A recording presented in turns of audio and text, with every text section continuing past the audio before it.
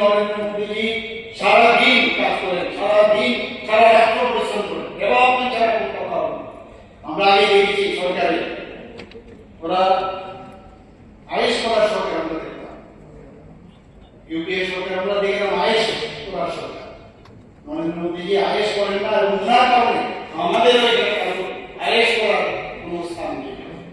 যে কারণে আমাদের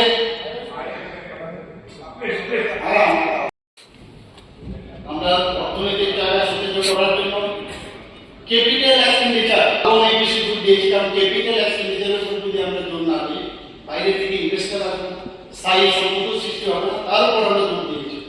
এটা হলো 2025-26 অর্থবর্ষে বাজেটে এই এক্সপেন্ডিচার ব্যয় 7,903 কোটি টাকা আমরা অনুমান করছি, যা 2024-25 অর্থবর্ষের বাজেটের তুলনায় 19.14% বেশি হচ্ছে। 2017 অর্থবছরে রাজ্যের নিজস্ব রাজস্ব আদায়ের পরিমাণ ছিল 1,915 কোটি টাকা।